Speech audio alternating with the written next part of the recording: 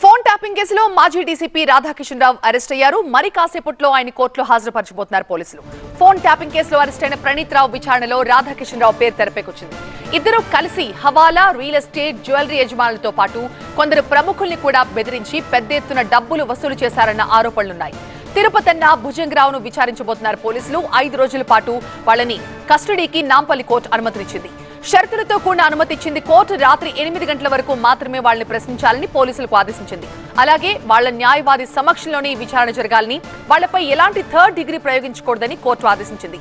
విచారణ మొత్తం కూడా ఆడియో వీడియో రికార్డింగ్ చేయాలని కూడా కోర్టు ఆదేశించింది.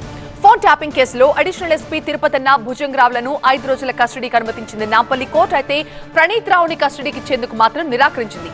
ముగ్గురిని కలిపి విచారించాలని పోలీసులు భావించినప్పటికీ కోర్టు మాత్రం అందుకు అంగీకరించలేదు.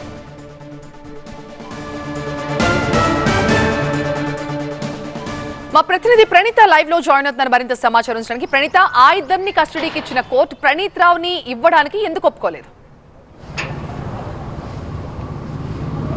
అదే ఆల్రెడీ ప్రణీత్ రావుని 5 డేస్ పాటు కూడా పోలీసులు విచారించారు.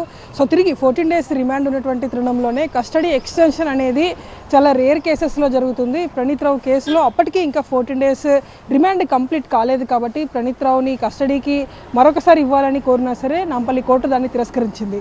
మరోవైపు ఇద్దరు అడిషనల్ ఎస్పీలు తిరుపతన్న, భుజంగరావు ఇద్దరిని కూడా 5 డేస్ పాటు కస్టడీకి ఇచ్చింది. ఈ రోజు నుండి 5 డేస్ పాటు కూడా వాళ్ళిద్దరిని విచారించనున్నారు.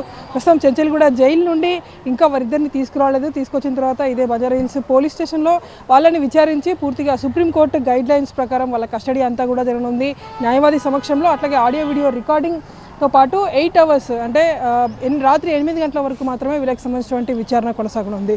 మరోవైపు టాస్క్ ఫోర్స్ డీసీపీగా పనిచేసినటువంటి రాధాకిషన్ రావుని మరి కాసేపట్లోనే రిమాండ్కు తరలించేటువంటి ఏర్పాట్లు కూడా సిద్ధం చేస్తున్నారు. Already west zone DCP Vijay Kumar Banjara Hills పిఎస్కి చేరుకున్నారు. నిన్న ఉదయం నుండి రాత్రి వరకు రాధాకిషన్ రావుని డీసీపీ విజయ్ కుమార్ నేతృత్వంలో విచారణ కొనసాగించారు. డీసీపీతో పాటు చాలామంది టాస్క్ ఫోర్స్ ఎస్ఐబీలో పనిచేసేటువంటి సిబ్బందిని సైతం విచారణకు రావాల్సిందిగా చెప్పారు. ఇట్లా ఈ విధంగా మొత్తం 9 మంది పోలీస్ అధికారులకు నిన్న బంజారాహిల్స్ పోలీస్ స్టేషన్లో నోటీసులు జారీ చేసి వాళ్ళందరినీ కూడా విచారించి కొంతమంది దగ్గర స్టేట్ చేస్తున్నట్టు నిన్న రాత్రి డీసీపీ కన్ఫర్మ్ చేశారు. ఈ రోజు మరికా సేపట్లోనే కోంపల్లిలో ఉన్నటువంటి మెజిస్ట్రేట్ ఇంట్లో రాధాకిషన్ రావుని ప్రొడ్యూస్ చేయబోతున్నారు. సో ఆయన రిమాండ్కి సంబంధించినటువంటి అన్ని ఏర్పాట్లు కూడా సిద్ధం చేసేసారు. Right, thank you Praneetha.